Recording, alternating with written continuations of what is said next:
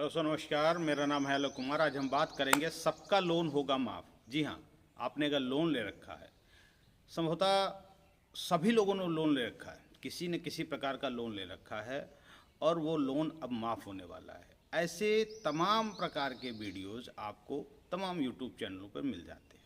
देखिए दोस्तों, मैं आपको कहूँगा आप इस भ्रम में न पड़ें। आपको कभी भी आपका कोई भी लोन माफ़ नहीं होता।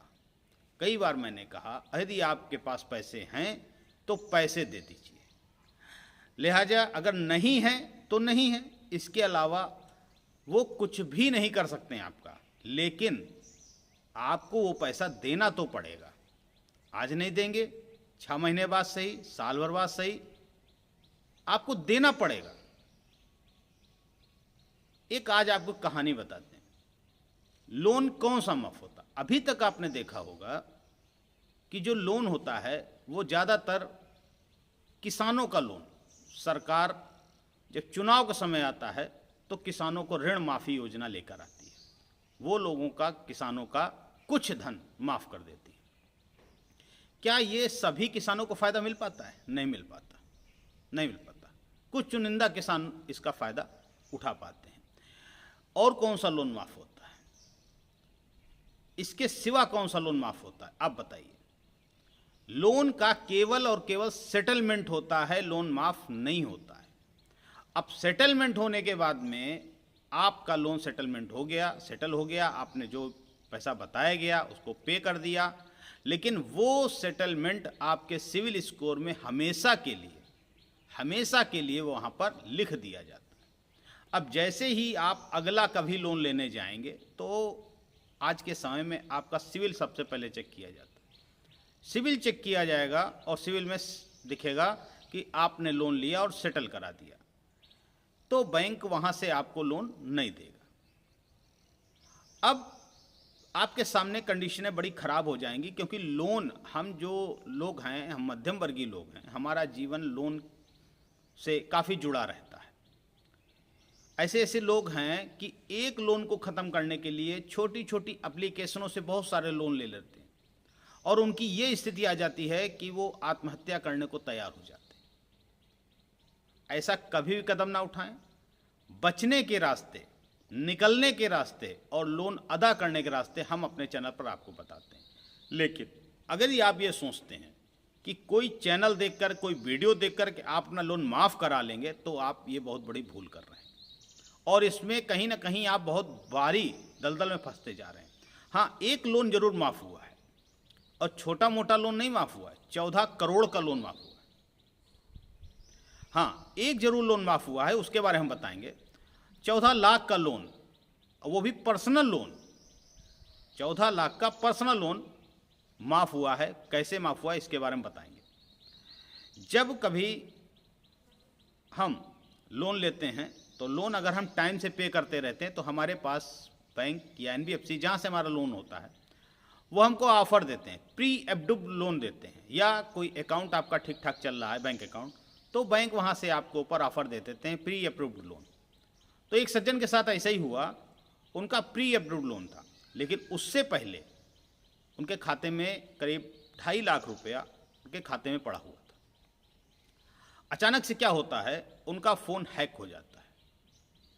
साइबर वाले लोग जो हैं, हैकर हैं, उनका फ़ोन को हैक कर लेते हैं और हैक करने के बाद जो उनका 2.5 लाख रुपए होता है उसको वो निकाल लेते हैं।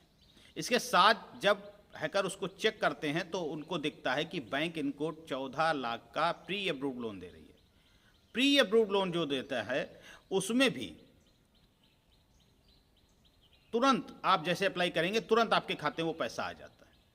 हैकर ने वो भी 14 लाख रुपए मंगा लिया और निकाल लिया। अब समस्या आ गई और इसके बाद जब इन्होंने बैंक में बताया तो बैंकों ने कोई इसको ध्यान नहीं दिया, लेकिन रिकवरी शुरू हो गई।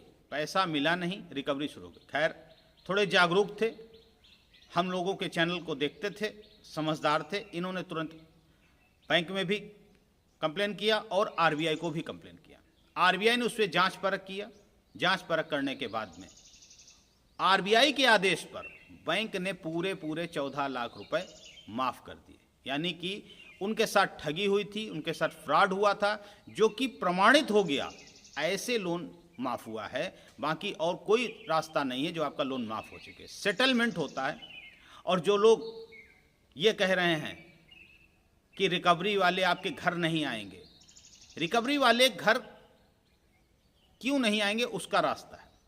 यदि रिकवरी वाला आपसे बदतमीजी करता है, फ़ोन कॉल पे बदतमीजी करता है, घर आके बदतमीजी करता है, तो जब तक आप उसके खिलाफ FIR नहीं करते, जब तक आप उसके खिलाफ, पर्सनल उसके खिलाफ, क्योंकि उसके पास ID कार्ड नहीं होता, उसको बैंक नहीं भेजता, कोई अथॉरिटी लेटर उसके पास नहीं होता, यदि आप उनसे डरते रहेंगे तो वो आपको डराते रहेंगे। अगर वो बदतमीजी करता है, कायदे से आइए, बात करिए, हमारे पास पैसा नहीं है, जो प्रोसेस है आप प्रोसेस फॉलो करिए, ये बात तो सही है। लेकिन जो ये कहता है सारा लोन माफ़ हो जाएगा, एक भी पैसा EMI देने की ज़रूरत नहीं है, ये सब फ्रॉड है। किसी के साथ ऐसा नहीं हुआ। और फिर मैं कहता हूँ, अगर किसी से हुआ है, आइए हमारे चैनल पे बताइए, हमको बताइए कि हाँ हमारे साथ ऐसा, हमने आज तक एक भी रुपया नहीं दिया और हमारे साथ कुछ भी नहीं हुआ। और अगर नहीं हुआ तो इंतजार करिए। एक रास्ता है आपके लोन माफ़ होने का।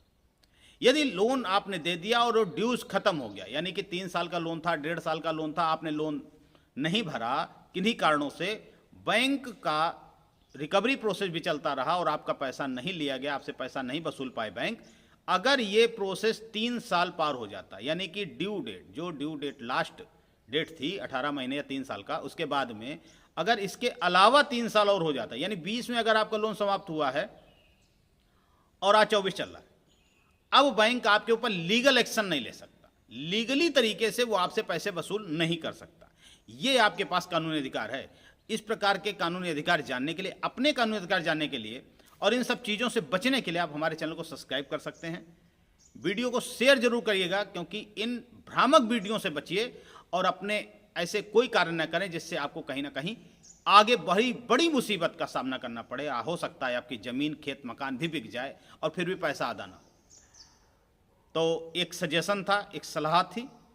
पहली बार चैनल पे आए, चैनल को सब्सक्राइब करिएगा, वीडियो को शेयर करिएगा। आप लोगों से आशा करते हैं कि आपको हमारे द्वारा दी गई जानकारी समझ में आई होगी। नहीं समझ में आई तो एक बार फिर से वीडियो देख लीजिएगा, क्योंकि यहाँ पर केवल और केवल सत्य बताया जाता है, भ्रमित नहीं किया जाता है। जय हिंद, जय भारत।